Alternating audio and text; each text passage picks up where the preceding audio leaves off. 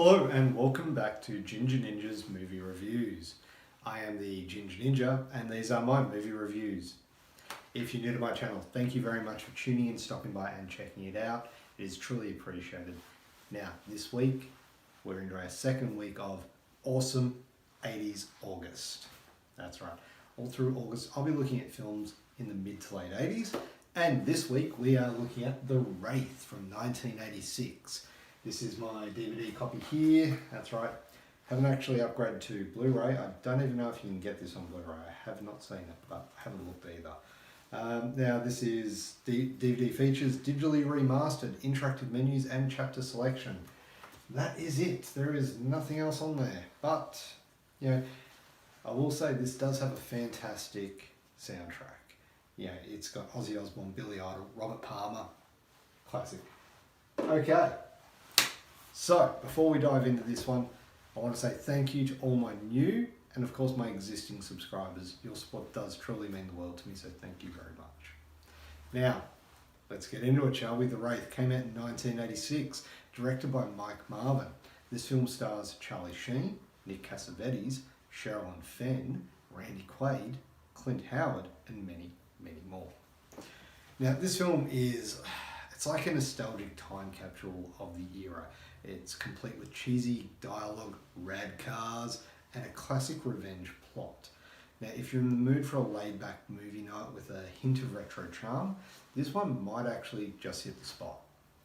The plot, and there will be spoilers ahead, so if you haven't seen this one, well, you've had enough time. Go check it out. In a small town in Arizona, a mysterious wraith descends from the sky and manifests in a sports car and targets a local violent road racing gang of motorheads headed by a ruthless bully who will do anything to get what he wants. Now, I'm going to start out with the cast, and as I read them out, Charliesheen. You would expect the lead actor, being Charliesheen, to be the main focus of the film, right? Well, not in this case. The main character, in my opinion, is Packard Walsh, who is played brilliantly by Nick Cassavetes, and he delivers a devilish, charming performance as the main character. He's a ruthless antagonist with a menacing charm that you both hate and admire at the same time. And that is a very tough thing to do, but he does it really well. I mean, you don't like him, but you like to hate him as well. You know? The interactions between Packard and the Wraith create an interesting and sort of captivating tension that keeps you glued to the screen. And look, overall in this film, the villains are the main stars. They're the epitome of over-the-top 80s bad guys, complete with outlandish hair, fashion choices, some interesting choices of drink. One of the characters seems to be drinking a lot of, you know, fuel, like car fuel. He's sniffing WD-40 at one stage. So, yeah, interesting choices indeed. Look, they're corny. They serve as a perfect foil for the enigmatic Wraith who's out there hunting them down. Now, that's not to say that Charliesheen or Sherilynfenn or Randy Quaid don't do a great job in their roles, but in this film, I feel their characters are overshadowed by the villains. And that is where the main focus is. In fact, Charliesheen is on screen for less than 30 minutes of the film in total. But he's still got top billing because this was pre-Platoon. In fact, an interesting little side note is he filmed this in one day. All of his scenes were done in one day on the way to film Platoon. In fact, Oliver Stone called Charliesheen up after watching this and just berated him, just saying, this is going to make Platoon look like crap, you know, yada, yada, yada. Was not happy with Charliesheen, his star for Platoon, starring in this. Hey, I still like this film. I don't care what he says. Now, the directing and the writing. Look, directed by Mike Marvin, The Wraith received mixed reviews from its critics upon release. Some praised its high-octane action sequences, its stylish visuals, and its unique blend of supernatural and automotive elements. The film's concept of mysterious, otherworldly figure seeking revenge against a group of car thieves did garner some interest, and for me this is very much almost a sci-fi precursor to The Crow. He comes back for revenge, he can't really interact with people that he knew in the same way that he did as he was, but yeah, it's very, very much in that vein. Now, on the other hand, the film also faced a lot of criticism for its thin plot, lack of character development, and some reviewers actually felt the movie relied too heavy on action and visual flair at the expense of a compelling story. I will touch on that in a little bit. So, now I also found that there was one part right in the middle of the film when someone decided we need boobs, and no joke, in the space of 5 minutes, there's 3 pairs of boobs up on the screen. Now, I wasn't complaining, but yeah, throughout the rest of the film, nothing. Then just randomly, okay. Yeah, anyway, the effects.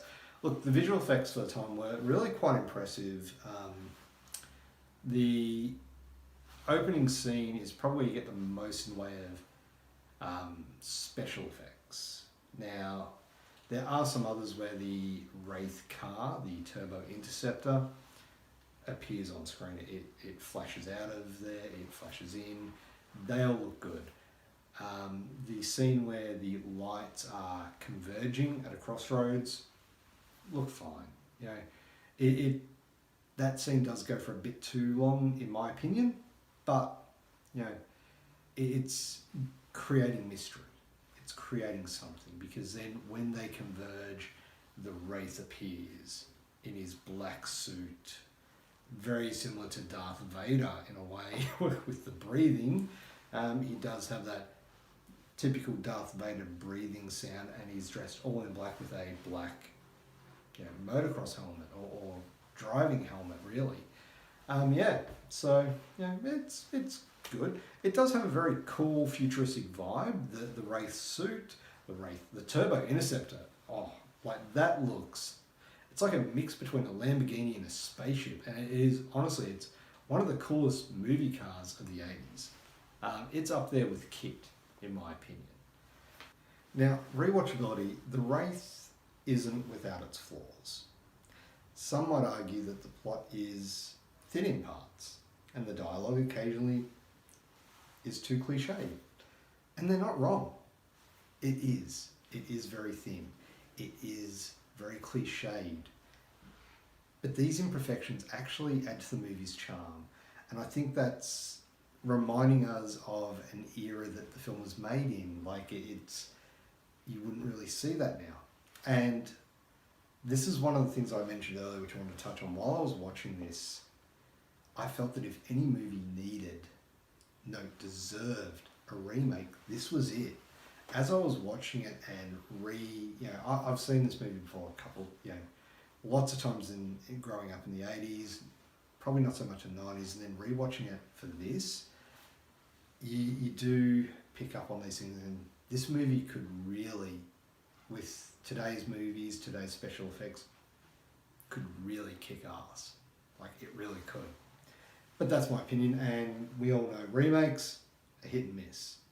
So if they did remake this, would it be good? Maybe. I like to think that they could actually do a really good job remaking this.